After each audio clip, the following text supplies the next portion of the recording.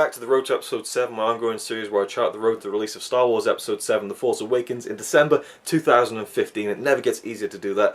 And today I'm talking about spoilers. Not just spoilers in terms of Star Wars, but spoilers in general, but mainly in regards to Star Wars. Now, spoilers, I think, has kind of progressed over the past 10-15 years, where spoilers is such an internet thing. It's such a term that everyone uses. You know, oh, spoilers, oh, don't give me spoilers, you know. Around 10-15 years ago, that term didn't really exist because you didn't have the internet where there was such an immediacy of information being exchanged in regards to movies, plot points, you know, and things like that, and certain deaths or whatever, and then you get TV series with the returns of characters, again, deaths of characters, important plot points that happen.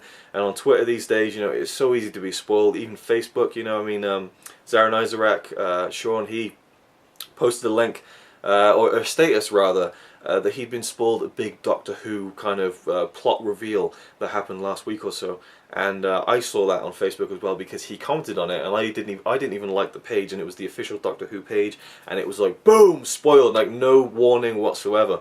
And so the internet is a very dangerous place for spoilers. But again, about 10-15 years ago, it wasn't really much of a problem, and it really, you'd have to kind of seek it out because these social platforms didn't exist, like Facebook, Twitter, and so on. Even YouTube didn't exist back then. So for me, my first kind of experience with quote-unquote spoilers was Attack of the Clones, Star Wars Episode 2. Before the film came out, there was a novelization that was released, a novel form of the book, which was, I guess, taken from the script, and an author kind of novelized the story. And I read it in the school library, and I knew basically what was going to happen. And I knew that Yoda was going to have a lightsaber and he was going to use it in the film. Now what was cool was that they didn't show this in any of the trailers, so if you hadn't read the novelization, or you hadn't been, I mean, there might have been talked about online, I'm not sure, you wouldn't have known, and it would have been a big surprise, and that's awesome. But even though I read it, even though I knew it was coming, because I hadn't seen it in the trailer, it was still, again, I've talked about this before, talked about it on my podcast a few weeks ago, it is one of the best cinema experiences I've ever had is when I watched Attack of the Clones on opening night and Yoda got his lightsaber out and the whole crowd was like, it was amazing, okay? Say what you want about the film, that moment was unforgettable to me. So there's one example of spoilers and how I was spoiled, but it didn't really matter. Now if I was spoiled a huge plot point or the ending of the film, it would be a different matter. Again, I did read the novelization, but again, these were films that we knew that, you know, Anakin was going to turn to Darth Vader. We knew all these things anyway, so there wasn't really much to spoil in terms of, oh my god, Anakin becomes Darth Vader. We never would have known, you know. But again, films, it's tough. There's different kinds of films. One that's coming up is Interstellar. I'm going to see that tomorrow, and I've avoided everything. I've only seen the first teaser trailer that came out like a year ago that had just very, you know, basic shots from the film. I've seen the posters, and that's it. I don't know the plot of the film. All I know is that something happens on Earth and so they have to leave Earth to save it or something like that. That's all I know. I haven't read any reviews, well, apart from one which didn't give away anything from the plot. You know, I've looked at nothing, and so I'm literally going into Interstellar tomorrow night with a clean slate, and I'm going to be seeing 2 hours and 45 minutes of footage I've never seen before. These days, you know, you get the teaser trailer, you get the teaser to the teaser trailer, you get the theatrical trailer, you get the second theatrical trailer, you get the final theatrical trailer, you get the international trailer. You know, Iron Man 3 had a teaser to the teaser. It was ridiculous. And so you see so much of the film, and then you get like, oh, watch the first 10 minutes of the film on this website, watch a featurette on the making of this on this website.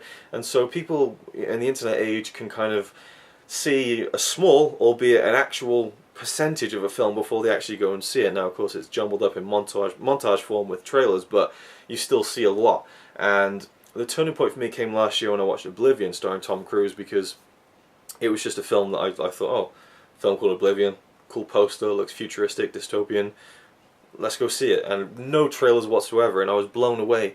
Now, it's not a film that I would say will blow away everyone, and I did love the film, but it was just because I hadn't seen any of those big money shots, you know, those big, huge, impressive things that kind of go along with those kinds of big science fiction films.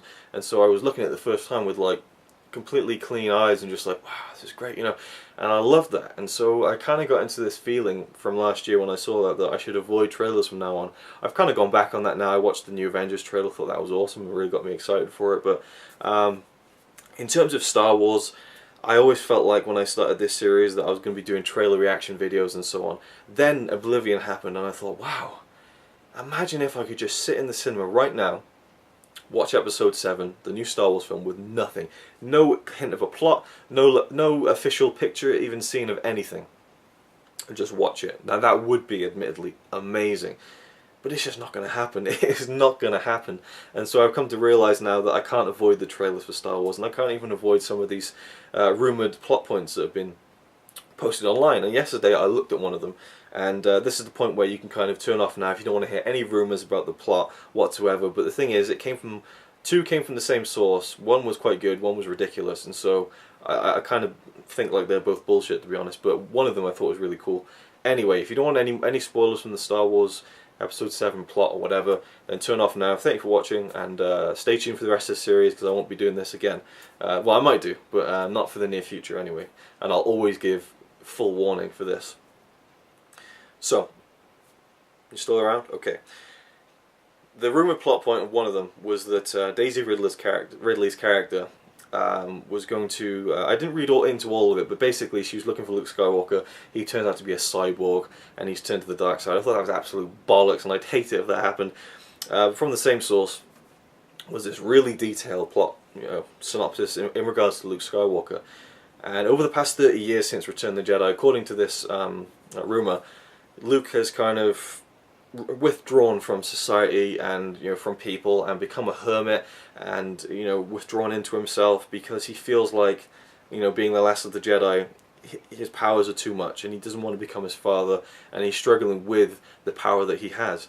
And so again, he becomes a recluse, and his power starts becoming even stronger, and he can't control it, and we see him meditating inside his home, I guess, and things are floating around, and he's getting visions of the past, the present, and the future, old friends long gone, and then he's basically coaxed out of this kind of retirement, if you will, by the newer characters, and also a new evil character, and he has to kind of come between them, and then that raises the question, will he go to the light side or the dark side?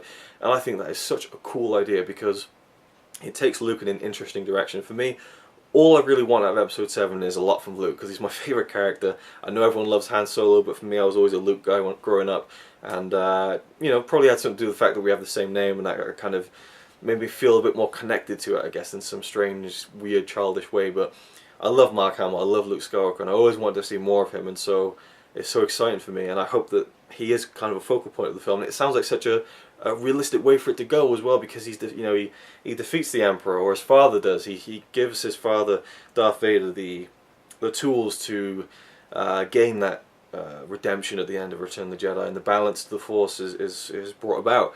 And then Luke is the last of the Jedi, or it's hinted that Leia could have the same powers. I wonder if they'll do anything with that, by the way. If Leia will be not necessarily a Jedi, but someone who uses the Force in Episode 7. Because it's hinted at, our only hope, no, there is another. So interesting. And then Luke, what would he do after that?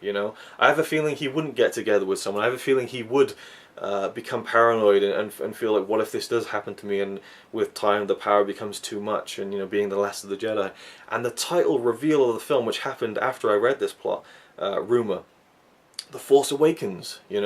Maybe Return of the Jedi happens, and the Jedi has returned, but it's just Luke, and maybe Leia can't tap into that, and maybe that's it, and then there's no more Jedi. And this is just a weird idea I had, but what if, because I've always said that I have no idea where Episode 7 could go, but with this little rumour, I kind of started carving out my own kind of idea. What if Luke was the last of the Jedi, and for 30 years there was nothing, and he started getting paranoid because thinking inside his own head, if I'm the only person who uses the Force now, surely I'm using everything, and it's all inside me, and this power is just too much for one person, and that's why it drives him kind of crazy and mad. And again, the big massive beard that he's grown kind of supports this theory of just this, again, just becoming a recluse and withdrawing from society and all this. I just love the idea, and it'd be very cool if it was true. And again, the ambiguous nature of whether he's good or bad would definitely work. Of course, I think it would work better if he became good at the end, and